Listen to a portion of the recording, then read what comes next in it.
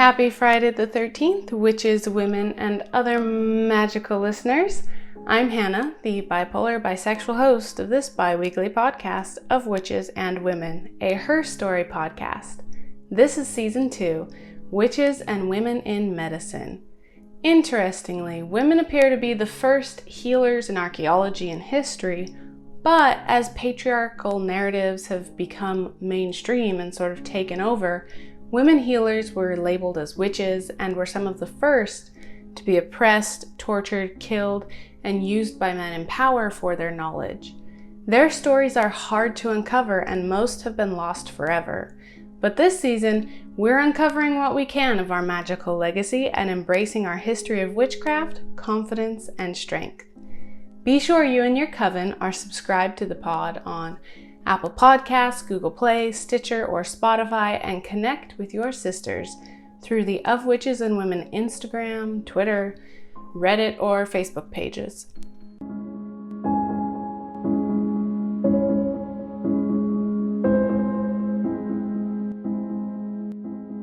This season of the Of Witches and Women podcast is sponsored by Lua Ray Clothing.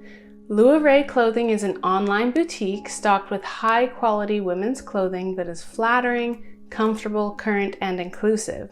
In fact, this women-owned and operated boutique has a blouse named in honor of our first witch of the season. The Millie top is named in honor of an ancient Anglo-Saxon witch, Mildred.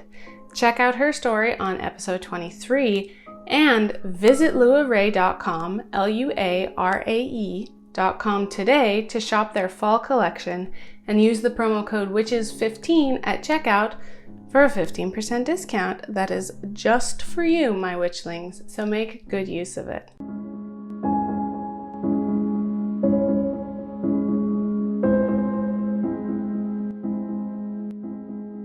Today, I'm so excited to share this interview with Sarah Cox with you. Sarah's a medical student studying in Texas at the Long School of Medicine. She's easily one of the smartest, most talented people I know, and she is going to be an amazing doctor and is already an amazing advocate. She does a great job of translating specialized information into a format we can all understand and learn from. So enjoy this interview. Anytime there's like a pandemic or any sort of economic collapse, that's the first thing to go. So I'm like, It's made me feel really good about my career choices. Yeah. You're in high demand. But really it makes me feel really bad about how much I think people will trust me in the future. That's been really disappointing. Like every day I'm like, I'm going to school to learn all of this. Mm-hmm. So you don't have to because you can't, which is fine. Right. And then you're just gonna ignore that. Mm-hmm. I'm like, I every day now I'm like no one's gonna trust me anything I say ever again. Like and that's concerning. Like patient compliance, which I mean has its own issues about like whether or not that's actually a term we should use, and that's a good question. But patient compliance is already a struggle, and that's with people trusting their health providers. Yeah. So I'm scared. Why would they trust you when they have Dr. Google, Sarah? I don't know. It's not like you studied this and did actual research that, was scientifically sound. The worst really is this whole hydroxychloroquine nonsense, because I don't know how to explain to people that drugs are not cut and dry. And I don't know how to explain to people that they can interact with your body in different ways, and it's not just oh, I take this and it makes me better. And the favorite study of the people who are oh, see, hydroxychloroquine works. The people are also taking steroids, and steroids work.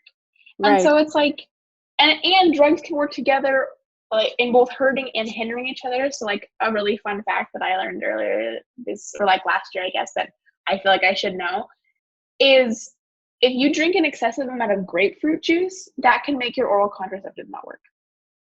Grapefruit juice? grapefruit juice, because of like the way that they're processed by your body. They both are processed by your body in like the same enzyme in your liver.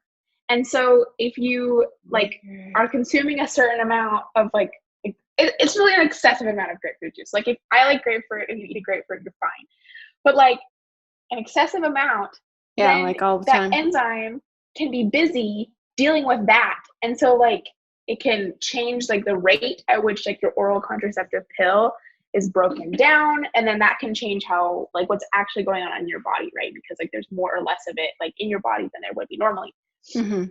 And so lots of drugs do this, and lots of drugs interact with each other and these kind of things. And so like I'm sure like that's why like I'm sure you know like, oh, because I'm taking this drug or these drugs for whatever reason, like your provider won't prescribe you these ones or whatever. Anywho, these like there's all these things that like come into play with how drugs work, and people are like, well, if you just give people hydroxychloroquine, then it'll cure their COVID. And I'm like, it's not that simple. You can't do that.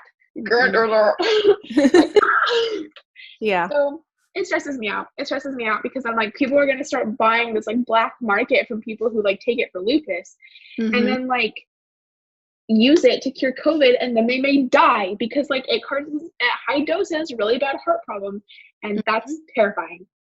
Yeah, it's so bad. I mean, even like stupid drug interactions are dangerous. Like if you take Zoloft, you can't take Advil because it can cause internal bleeding. And like anyone can buy Advil, and pretty much anybody can get a Zoloft prescription if they know what to say to their like general practitioner. So I'm like, or like Pepto-Bismol and something like Xanax or something. Well, even there's this herbal supplement that people take that's called like St. John's wort. I don't know if you've ever heard of it, but it has, so people don't even think about it, and they don't even think about telling the provider that they're taking it because it's like an herbal supplement. But it has a ton of drug interactions.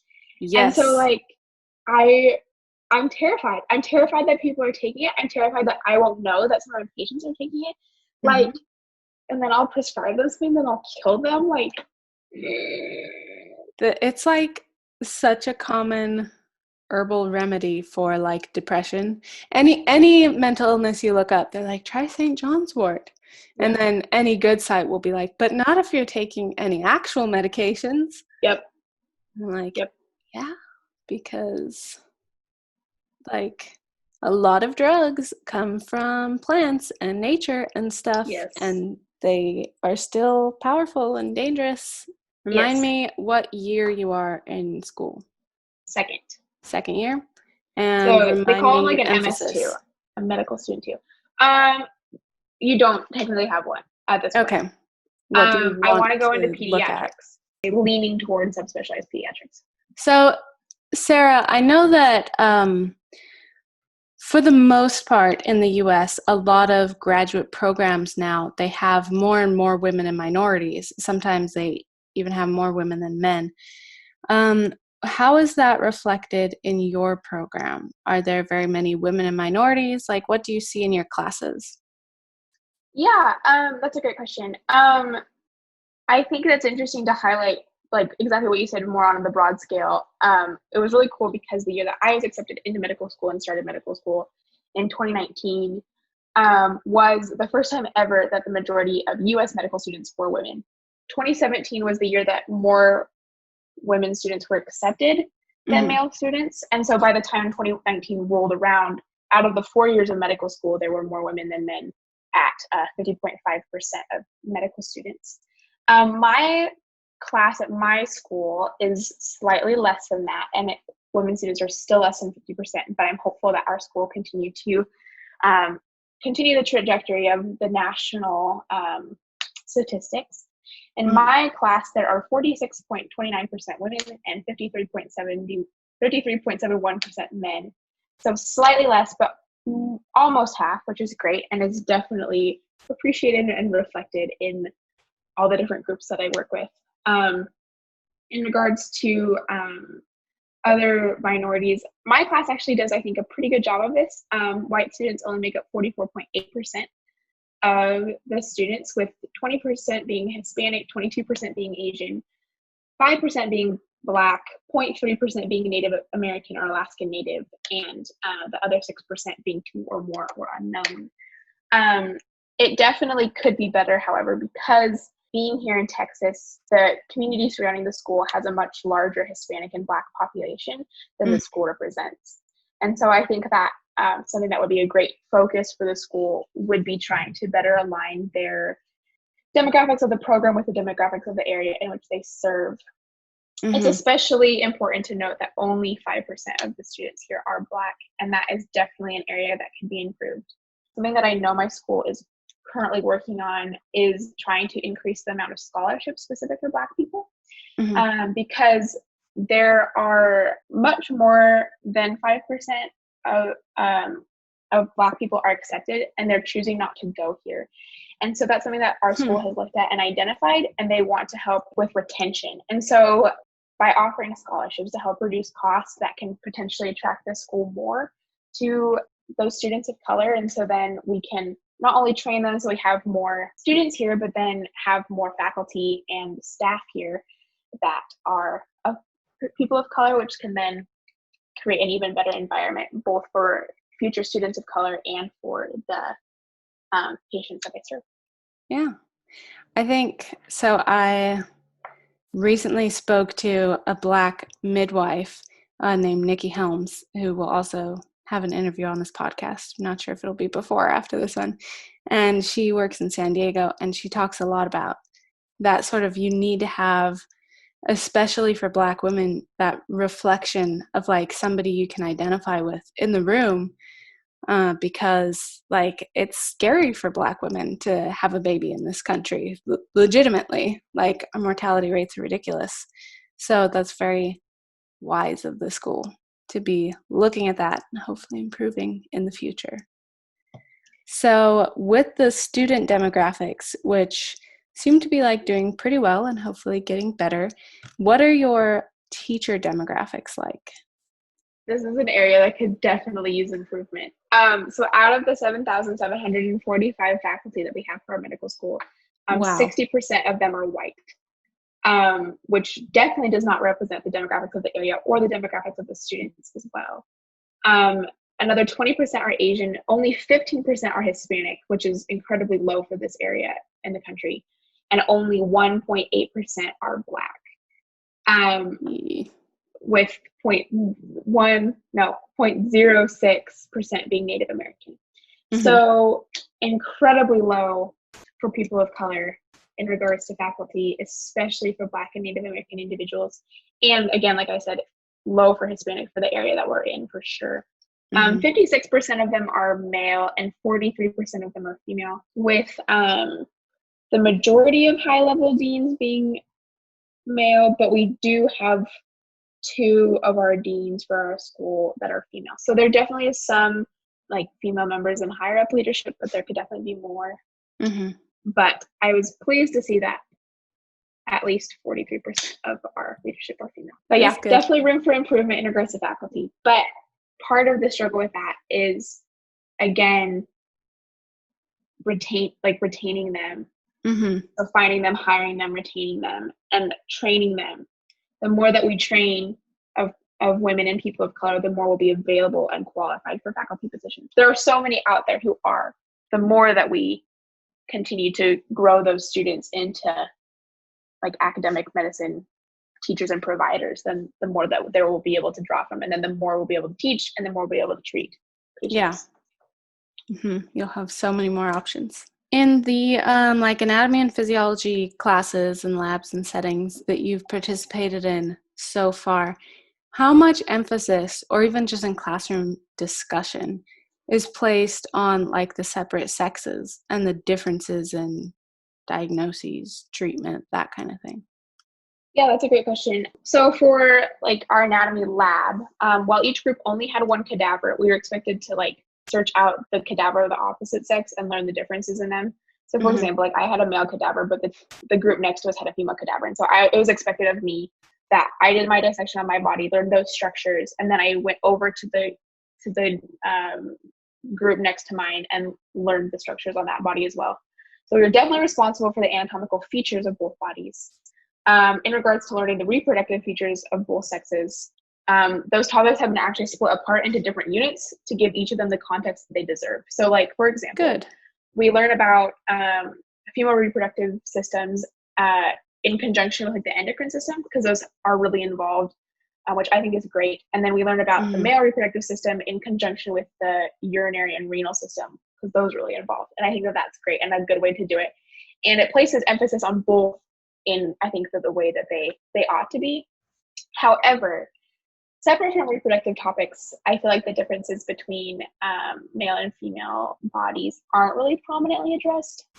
Some instances that I have specifically noticed that there's definitely room for improvement is in like our cardiac unit. We didn't discuss the difference in heart attack symptoms between the two groups, which is huge. There's data to show that emergency rooms are much more likely to miss women who are experiencing a heart attack because the symptoms are different than what we consider the typical symptoms, aka the male symptoms for heart attack. That's really important, and I feel like we did not address that. Another thing is that when we did our CPR course, at the beginning of our medical school experience, all of the mannequins are definitely male mannequins, and there was never even a conversation of what to do when the individual that needs CPR has breast or is wearing a bra or any of that. So like they literally went into specific detail about how to shave chest hair for someone to put like the like sticker on, but we did not even have a conversation about how to remove a bra, what to do if there are large breasts and we need to get like, you know, in the area.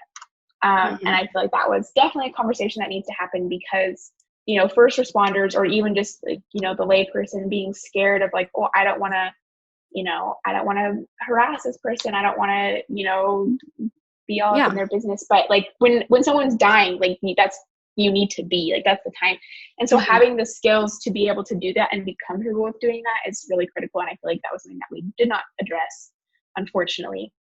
And then the last thing that I feel like is definitely a weak spot for our program in this area is that right now when we, because I'm a second year student, and we practice the physical exams with what are called standardized patients. So these are individuals who don't actually have any symptoms. They are paid by the school to be actors for us, to kind of, you know, so that we can learn how to take blood pressure. We can learn all these things on someone who, first of all, knows what we should be doing, and second of all, like, you know, is not a real patient in critical need of care. And so, but something that I noticed is that when we are asked to do exams on that require access to a lot of like the chest area, whether that be like a pulmonary exam or a cardiac exam, a lot of the time for our actual tests, they use the male standardized patients for those areas, which I think does a disservice, because I think that when we are tested on how well our bedside manner is, how well our consideration is, in addition to like being able to do these exams in a timely and professional fashion, we need to be really good at doing them on women, and really good about like asking, you know, oh, like here, can you pull your shirt up to here, or can I drape you like this, or how can I make you comfortable? I think those conversations are really important to learn, and because we're not being tested on them, I think that does a disservice. In a likewise fashion, we're definitely never tested on whether or not we use proper pronouns or ask about that, and I think that that's an area that our school could grow and develop in its way too. So those are kind of some things that I hope will improve in the future in this program. Follow up to the pronouns question. Have you talked about in your classes like transsexual people and like the differences in care that may be needed there, because they obviously have a biological sex and, you know, gender that are different, and of course their mental health is important as well as their physical health in addressing those two separate factors of their identity? A little bit. I think that I feel like I'm not the best source for this, because I haven't, our next module is the female reproductive endocrine system, and I feel like we'll cover it more than I hope. Well, at least we do address this exact topic then. So I don't want to say like they don't, just because I haven't yet experienced it. We'll see. we'll see. But something that I do think is relevant is that there are optional discussions that are outside of like required class time that are about these topics. So like I've attended one or multiple actually that go into things like how, because when you start giving hormones to someone, their biological sex is different from what they were born with anyway. So because like, you know, someone, let's say, was born with a uterus, is being given testosterone, their biological sex no longer functions like a female body. It doesn't. But it doesn't function like a standardized male body either. It's its own thing, and all those things need to be considered in of itself in a really critical way. So it's definitely not as simple as being like, oh, well, their biological sex is female, they identify as male. It's their biological sex is person with uterus being given with testosterone or whatever that looks like. And so it's definitely not cut and dry. But those things so far in my education have been optional and not tested, which I think it would be really great if we made them required and testable. Yeah. So that no one, you know, came through this program and missed that information, because it's so important. But yes, hopefully they'll be covered more in depth in my next unit, and I will follow up with that and let you know. Cool. That sounds like a very intricate type of discussion and learning process that needs to be had, because obviously your goal is not to make people more sick. Have you discussed in your classes or like in lectures and things how the different illnesses, like you mentioned, heart attack symptoms are different in men and women? I have heard also that depending on like skin color, different diseases are more prevalent, or they just manifest differently, like depending on your race and things like that. Have you discussed how different illnesses like physically manifest? So no, unfortunately. My school has actually got made up? No, you're totally right. Okay. That's definitely true.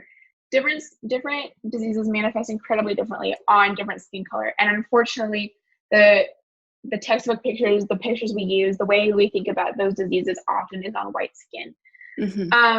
This is a topic that has really concerned a lot of my peers and medical students all around the country. A petition was signed amongst my classmates this past spring about this exact topic and brought to the attention of the deans of the school. And then last week, the deans, they held a town hall meeting last week to actually acknowledge this petition. And then they promised that that changes to make the curriculum racially inclusive would be made in the next year. And one of the ones that they specifically said would be changed in the next year is including different skin colors in the curriculum. Which is great. It's really unfortunate it hasn't happened yet, but I'm glad that that's being recognized and that the change is going to be made. They assured us it will be and gave us ways that we can like follow up with that, which is great. But in the meantime, I think it's important to know that there are resources out there that do exist that address this topic. So while it should be in the mainstream discussion, hands down, there are places to turn. So there's like things as simple as like little Instagram pages. There's one that's called Brown Skin Matters that has like, pictures of different diseases on brown skin. And then there are more professional resources for any other medical students or medical professionals out there listening, that include like the Dermatology Atlas for Skin of Color, Atlas of Black Skin, Ethnic Dermatology Principles and Practice, Taylor and Kelly's Dermatology for Skin of Color, and an online resource called Virtual DX, which is available to most, I think, students and health professionals as well. So there are options out there. There's no excuse to not include these things in presentations, curriculums, PowerPoints, and in personal study. If someone does have a brown patient or a black patient, you know, skin color different than theirs, there are resources to know what things should look like, even though it hasn't necessarily been taught in the mainstream curriculum. So there's not really an excuse to, you know, get it wrong. Right. But I'm really grateful that these changes are going to be made going forward. Thank you for the resources. I've read articles about, you know, Black people and people with darker skin tones, like they're often not taken as seriously by medical professionals, and so they are like their illnesses are caught at later stages, which means it's harder to recover from. So it's really important that we have like the doctors study those resources, that we have them available, etc. Definitely true. Definitely true. I think that it's kind of been a perspective of like, oh, well, it's easier to identify on white skin, so that's what we're going to look for. That's what we're going to think about. But frankly, in my opinion, Yeah. I think that's lazy medicine. Well, and it's disingenuous to what you will actually face when you become a doctor. I mean, I know you should practice like on the standard, like obviously you want to practice like a standard birth or like standard resuscitation, things like that. But that, like if you practice only standard births and then you go in and you immediately have to do an emergency C-section, like you won't know what to look for unless you've done that and studied that. So well, and the whole point I think of a lot of things that we're thinking about and discussing here is changing the standard from a white male patient to a human patient. mm-hmm. There is no standard human being in regards to a specific race or ethnicity or gender. The standard is human, mm-hmm. and we have to make room for that entire, like, what that means. Yeah, there's so many different directions that can go, and all of those patients are equally important, and you're going to see them just as often. So you have to be prepared. So what has surprised you the most about medical school so far? It was really interesting for me to realize like how much I needed to see female role models and have female peers. When I was in undergrad, I was definitely a minority as a female pre-med student. And that was really hard. Coming here and being able to experience a, almost equal like female to male ratio was so important to me. And to be able to see female physicians was so important to me. And to be able to see female physicians married to other physicians with children, which is my future life trajectory, was so important to me because it was so cool to see, oh my goodness, like I can do this. I'm not alone. Like my life plan isn't as crazy as I thought it was going to be. People are doing it. People are doing it. Yeah. And in that, I realized like I better recognize now how, to the best of my ability, how important it is for minorities to have examples and peers that are like them. Now in the US, by and large, like me being a white female medical student is not a crazy thing anymore. I'm not necessarily considered a minority anymore in medicine, and that's so exciting. But I felt like one in my undergraduate university when I was, one of 4 female students in a 200-person OChem class, and it was hard. And so I feel like, my very mild experiences in regards to going from feeling like a minority to going to feeling like, normal or not a minority anymore was really eye-opening to how much that support is helpful, how much I feel empowered by it, and then taking that and wanting to provide those same feelings to someone else. So that was really cool, and that definitely, surprised me. That's good. That's a good surprise. And I feel like that would be like a big mentality sort of shift from, everything is against me to I can do this. People are doing this. So that's awesome.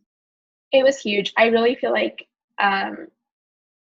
it took off a lot of the toll of like every day, like, oh, I have to fight to do this. And now I just get to do it. And like my actual work is the same, but the amount of, I think, external stressors I felt, or maybe actually they're internal stressors, honestly, of doubting myself or being nervous for the future, I feel like some of those have decreased. If you could go back and like tell yourself something in preparation for med school, what would you tell yourself? I would say that boundaries with school are healthy and good. And I know that like maybe that's a weird thing to say. I think that I can only talk from my experiences, but I think that in the pre-med and both the medical education culture, there's kind of the perspective that like med school is life. Med school is everything. School is everything. School is the most important. And I just don't believe that. I don't. I refuse to accept the idea that school is my number one priority because I think that that's not healthy. Physician burnout is real. Physician suicide rates are absurd. And I think that like the best thing that I can do to protect myself from physician burnout and potential physician suicide is to make sure that like taking care of myself is my number one priority, not school.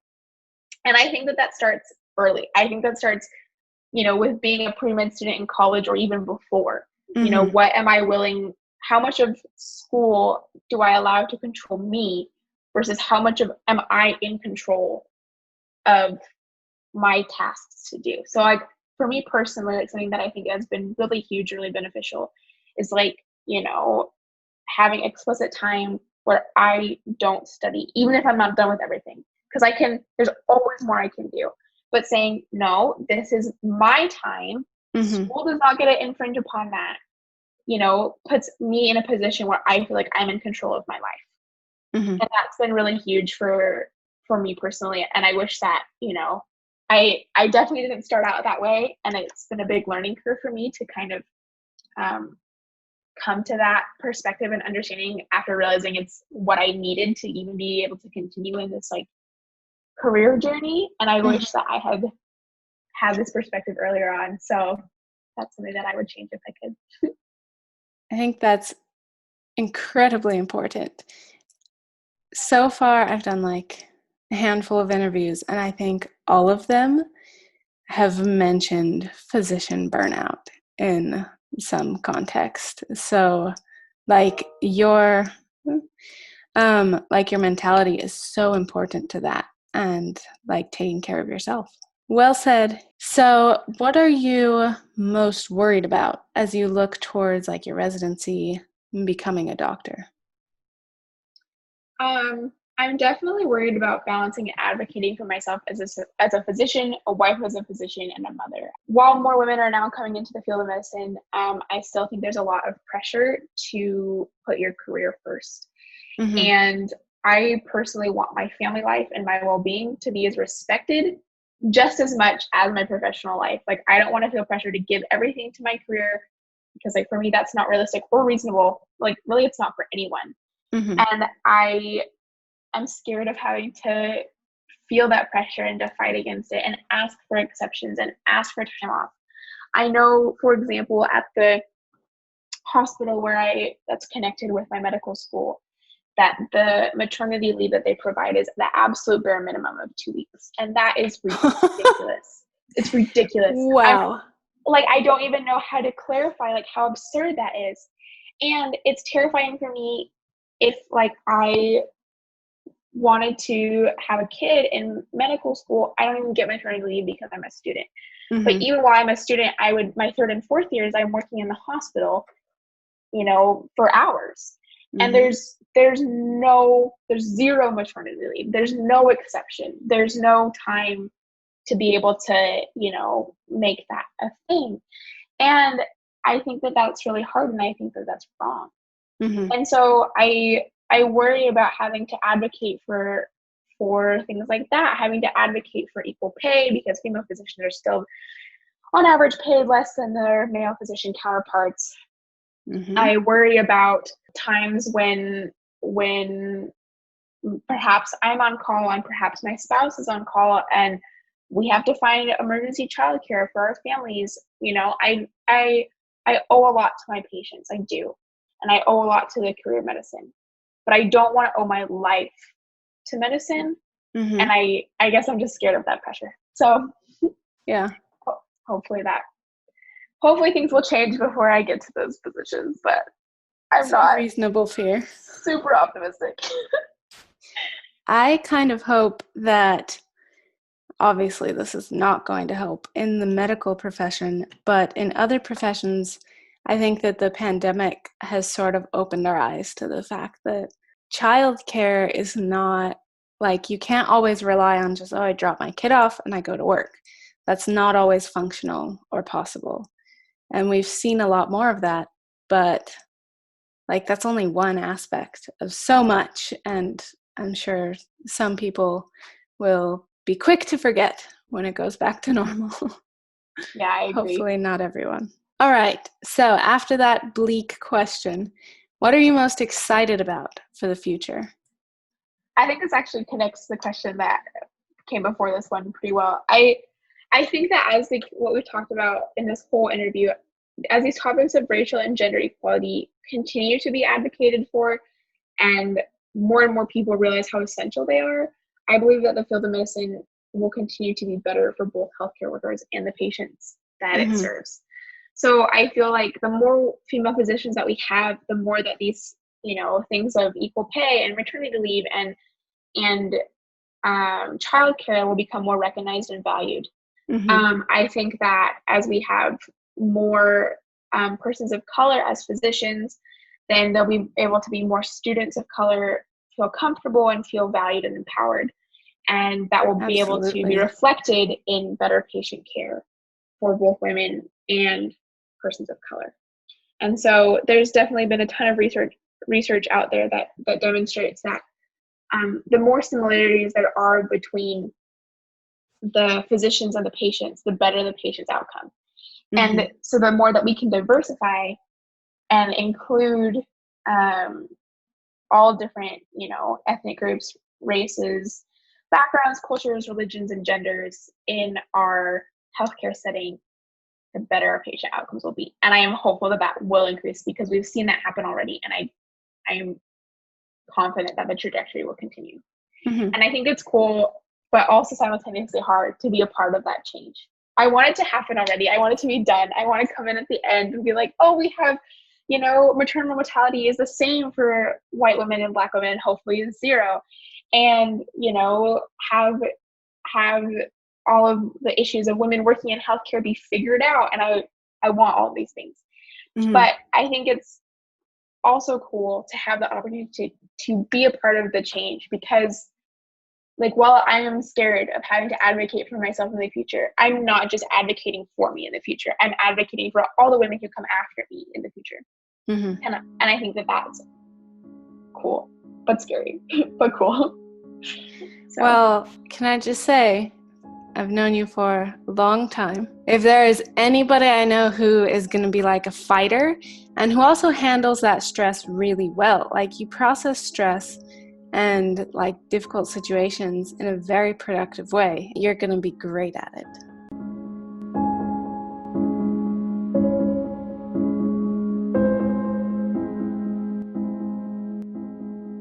Hey Witchlings, I want to take a quick moment to remind you to visit my website ofwitchesandwomen.com.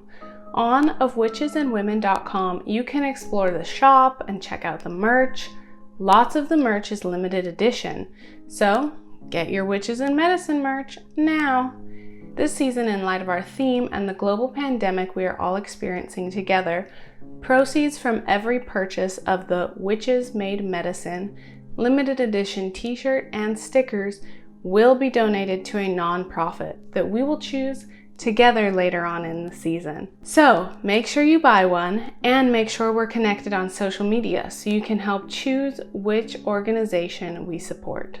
Once you have your swag, be sure to check out the Grimoire Gallery, our internet gallery curated with art by today's working artists and featuring art about witches and women in medicine. If you see something you like in the Grimoire Gallery, you can link to the artist portfolio site to see, share, or purchase more of their work. Of course, once you've scoped out the new stuff in the shop and the Grimoire Gallery, you can view show notes and listen to episodes in the Lamia library. Finally, once you're on ofwitchesandwomen.com, please subscribe to my newsletter, The Oracle, at the bottom of any page of the website. Just scroll on down and add your name and email address. The Oracle will start up again soon and will continue to tell the shorter, more obscure stories that we won't always get to on the podcast. Plus, it will share the biographies of our Grimoire Gallery artists and have other exclusive content.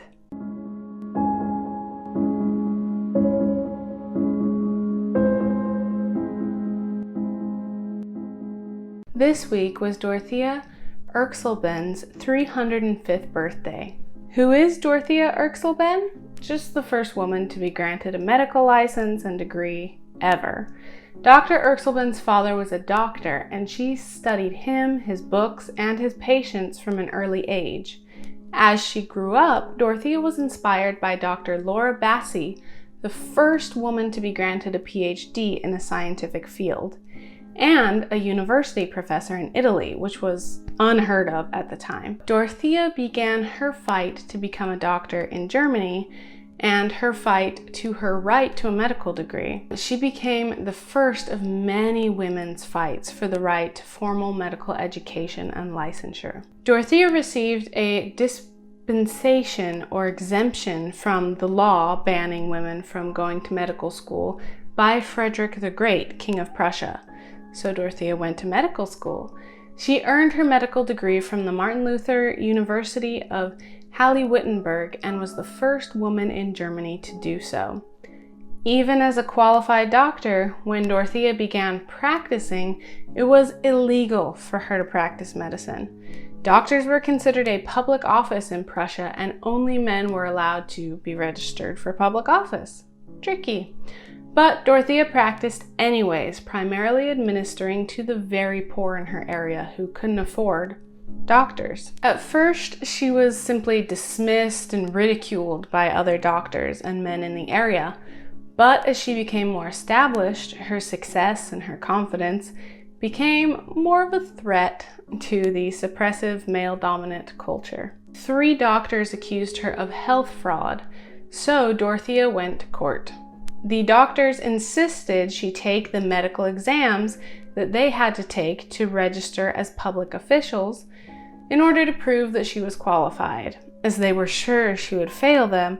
Plus, even if she didn't, they knew she could not legally take them anyways. It was a trap, plain and simple. However, the university rector ruled that practicing medicine was not the same as holding a public office.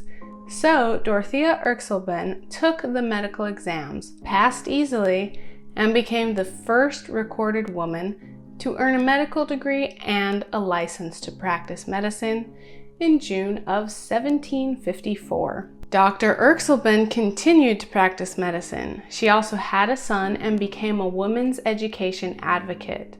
Dorothea wrote a tract or a pamphlet advocating for women to have more rights and to fight for their right to education. In her writing, she challenged the theological and philosophical position that women were designed to be subordinate or submissive, and she implored women themselves to prioritize education. So, happy 305th birthday, Doctor. Thank you for fighting for your medical credentials and in the process obtaining all women's first medical degree.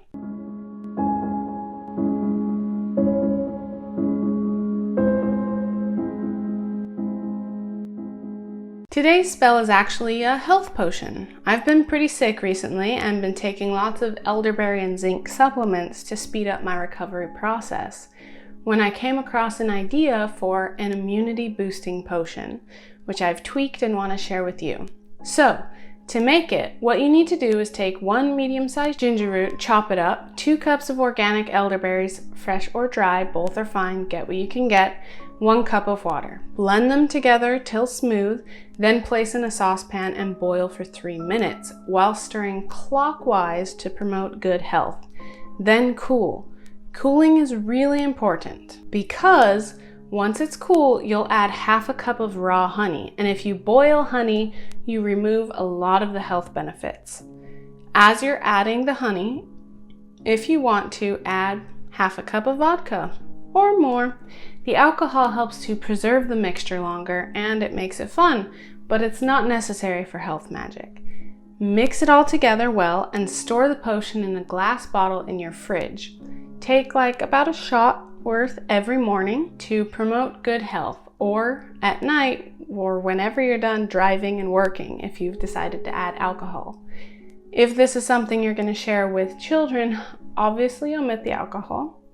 And if you're serving it to children under 2, replace the honey with pure maple syrup, which doesn't have quite as many health benefits, but it's still good for you, and honey of any kind should not be given to infants and young toddlers, as they are susceptible to toxins in the honey that are very, very dangerous to babies. But other than that, enjoy. Delicious, nutritious, and maybe a little magical. That's a wrap on today's episode. Thank you so much for listening. Be sure you and your coven are subscribed to Of Witches and Women on Apple, Google, Stitcher, or Spotify, and please write me a magical review on your podcast app of choice so others can find and enjoy the show as well. Connect to me and the pod on social media, of course, and look up ofwitchesandwomen.com for even more great content and to subscribe to The Oracle. As always, stay fierce, witches, and I'll catch you next time. Of Witches and Women is brought to you by SHH Media, LLC.